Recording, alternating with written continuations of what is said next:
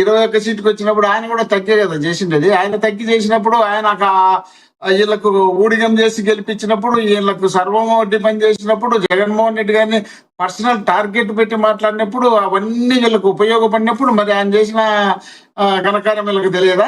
పోయి ఢిల్లీలో పోయి వాళ్ళ కాళ్ళు పట్టుకుని వాళ్ళతో తిట్టించుకొని, ఏ చంద్రబాబు నాయుడు అబ్బాయా పెద్ద మోసగారి, మనకు అవసరమే లేదని బీజేపీ వాళ్ళు తిట్టారని ఆయన నోటితో, మేము చెప్పేది కాదు, ఆయన నోటితో బహిరంగ సభలో చెప్పినాడు. కాళ్ళతో మమ్మల్ని ఉంచినా కూడా మేము ఉంచుకొని పొత్తు పెట్టుకున్నాం. ఎందుకంటే జగన్మోహన్ రెడ్డి గారిని ఎదుర్కోవాలంటే ఒక్కరితో ఈ ఆంధ్రప్రదేశ్ లో ఎవరితో కాదు. కాబట్టి మొత్తం కలిస్తే తప్ప జగన్మోహన్ రెడ్డి గారిని మనం తట్టుకోలేమనే ఆలోచన ఆ రోజు ఉంది. కాబట్టే మేము కలిసి చంద్రబాబు నాయుడు గారిని ముఖ్యమంత్రి చేసినామని పదే పదే పదే పదే చెప్పిన సందర్భం ఉంది. అదే విధంగా ఆయన ఇంకో మాట అంటున్నాడు, చంద్రబాబు నాయుడు గారి అనుభవం వల్ల 15 సంవత్సరాలు ఈ రాష్ట్రానికి చంద్రబాబు నాయుడు గారి ముఖ్యమంత్రిగా ఉండాలని కోరుకుంటున్నానని చెప్పినటువంటి పవన్ కళ్యాణ్ గారికి డైరెక్ట్ లోకేష్ ను రెచ్చగొడుతున్నారు. లోకేష్ గారిని రాష్ట్రం మొత్తం అంతా ఆయన నాయకత్వానికి తీసుకొచ్చంటారు.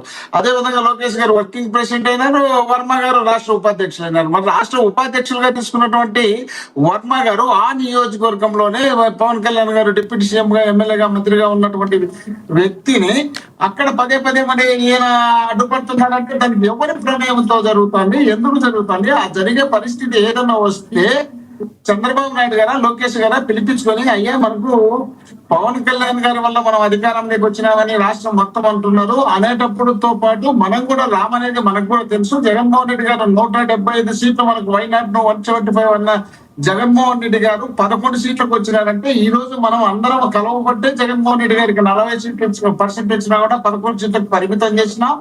దానికి ఆయన ప్రమేయం కూడా మనకు ఉంది కదా. మరి అలాంటి చోట మనం కొంచెం తగ్గాలి కదా.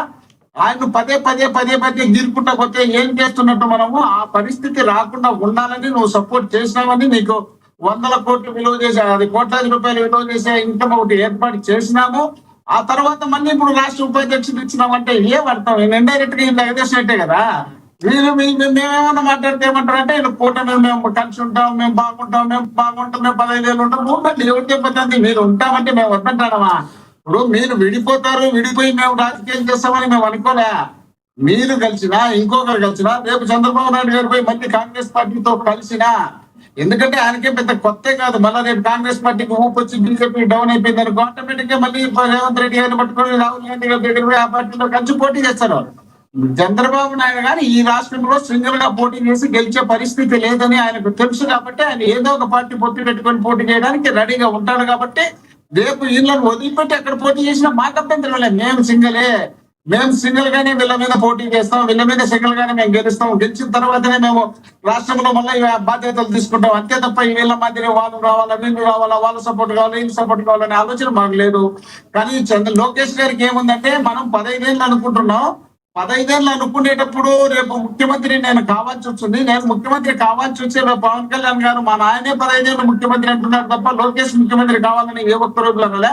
అంటే ఈ విధంగా పోతే మనకు ఎప్పుడైనా విడిపోవచ్చునేమో. నేను ముఖ్యమంత్రి కావాలని ముందుకు వచ్చినప్పుడు పవన్ కళ్యాణ్ గారు బయటికి పోవచ్చునేమో. బయటికి పోతే మనం ఇప్పటి నుండే పవన్ కళ్యాణ్ గారి ప్లేస్ లో మన పార్టీకి సంబంధించినటువంటి ఒక లీడర్ ను తయారు చేసుకోవాలనే ఆలోచన లేదని ఎందుకు అనుకుంటున్నారో, మరి అది ఎందుకు అనుకోవాలో మీరు చెప్పండి, నాకు చెప్పాల్సిన అవసరం లేదు. ఇప్పుడు ఒక పార్టీ అధ్యక్షుడుగా ఉన్న చోట, ఒక పార్టీ అధ్యక్షుడు ఒక డిప్యూటీ సీఎం గా ఉన్న చోట ఆడే రాష్ట్ర ఉపాధ్యక్షుడు ఇచ్చి ఏమంటాం? ఇప్పుడు నేను కూడా 2009లో నేను కూడా ఎమ్మెల్యే ఆస్పిరెంట్, కళ్యాణదుర్గం నియోజకవర్గానికి ఆస్పిరెంట్ గా ఉన్నటువంటి నేను అక్కడ బైఫర్కేషన్ లో రఘువీరారెడ్డి గారి నియోజకవర్గం ఎస్సీ అయితే ఆయన తీసుకొచ్చి కళ్యాణదుర్గానికి రావాలని మా జిల్లా పార్టీ లీడర్లంతా ప్రయత్నం ఒకటి.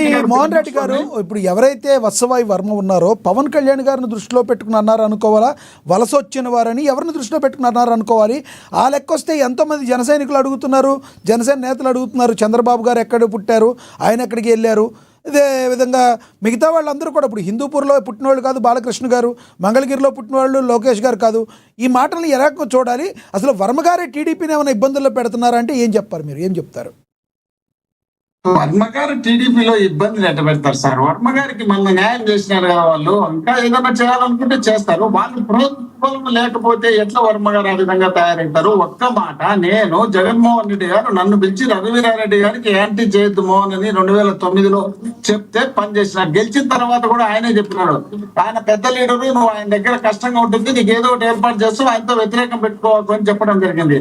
ఇదే మాట లోకేష్ గారు కానీ చంద్రబాబు నాయుడు గారు కానీ చెప్తే, అయ్యా మన పార్టీకి ఆయన ఒక పార్టీ అధినేత, మన పార్టీలో ఒక ముఖ్య భూమిక పోషించినటువంటి వ్యక్తి, మన అధికారంలోకి రావడానికి కారణమైనటువంటి వ్యక్తి, మీరు పదే పదే ఆడ గీరుకుంటే ఇబ్బంది. ఆ ఫ్లెక్సీలో ఒకటి నియోజకవర్గంలో ఉంటే ఎంత, లేకపోతే ఎంత. ఆ నియోజకవర్గంలో ఆయనే సుప్రీం కదా, ఆయన సుప్రీం అయినప్పుడు మనం ఆయనకు మాటికి అడ్డుపడితే అది చెడ్డ పేరు వస్తుంది కదా. వద్దులేని అభిప్రాయాన్ని వీళ్ళు చెప్తే ఈ పరిస్థితి రాదు కదా అంటున్నా. రైట్. వాళ్ళు చెప్పకపోయి ఆయన మీద పడేది ఎందుకు, ఆయన మాట్లాడేది ఎందుకు? వర్మ గారు ఎంత చెప్పండి, పార్టీలో చంద్రబాబు నాయుడు గారు అనుకుంటే ఎంత ఆయన. ఇప్పుడు ఎంతమంది ఏలూరు నుండి కడప జిల్లా మైదుకూరు ఆయనకు సంబంధించి ఏలూరులో ఎంపీగా గెలిచినాడు.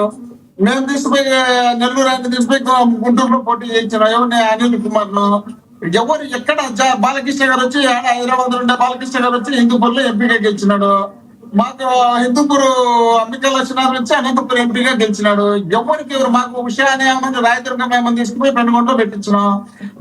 ఎవరు స్టాండర్డ్ ఈ కాలంలో ఈ స్థానికేతరం అనేది మర్చిపోయినారు. పార్టీల మధ్య రాజకీయాలు నడిచాయి కాబట్టి పార్టీ అధినేతలు ఎక్కడ నిర్ణయిస్తే అక్కడే మనం పనిచేయాలి కాబట్టి అక్కడ. అంటే వర్మ గారికి తెలియదు అంటారా ఈ మాట? ఒకవేళ పవన్ కళ్యాణ్ గారిని ఉద్దేశించి అన్నారో లేదో, లేదంటే పెండెం దొరబాబు గారిని అన్నారో లేదో తెలియదు, కానీ ఇలాంటి మాట మాట్లాడితే మా నాయకుడికి ఇవి తగులుతాయి అని వర్మ గారికి తెలియదంటారా, తెలిసే అన్నారంటారా? కాదు సార్, పిండం దొరబాబు గారు లోకలా నాన్ లోకలా? ఆయన లోకలే. ఆయన ఉద్దేశించేటట్టారు పవన్ కళ్యాణ్ గారు లోకల్ కాదు. అట్లాంటి పవన్ కళ్యాణ్ బల్లేవన్ గారు నాన్ లోకల్ కాబట్టి ఆయన ఉద్దేశించి అన్నాడు, మేము ఇక్కడే పుట్టాం ఇక్కడే పెరిగామంటే అక్కడ పుట్టిన వాళ్ళే నేను లోకలు, బయట నుండి వచ్చిన నాన్ లోకల్ అని.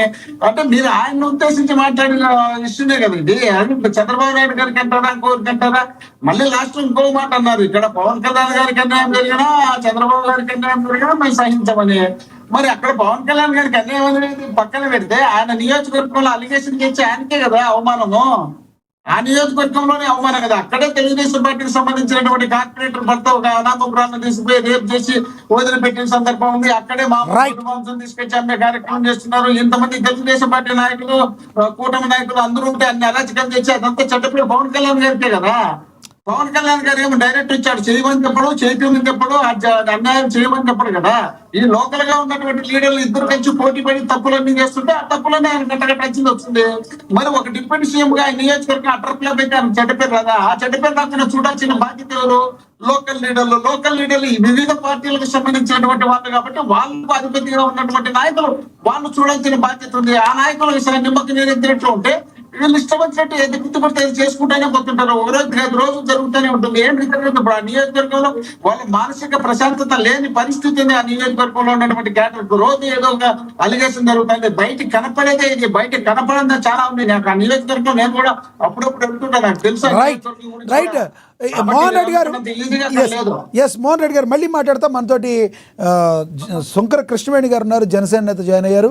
ఆవిడ కూడా పిఠాపురం వాసే. ఒకసారి ఆవిడతో మాట్లాడదాం. శంకర కృష్ణవేణి గారు నమస్తే అండి.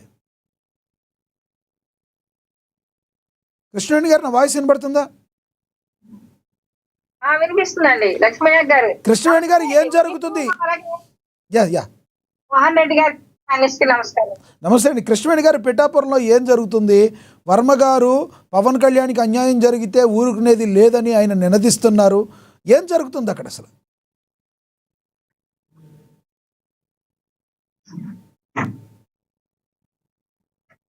వర్మ పవన్ కళ్యాణ్ గారికి అన్యాయం జరిగితే నేను ఊరుకోనని ఆయన చెప్పేదానికన్నా కూడా ఆయన వల్ల పవన్ కళ్యాణ్ గారికి ఏ ఇబ్బంది లేకుండా ఎటువంటి చెడ్డ పేరు రాకుండా ఉంటే చాలండి.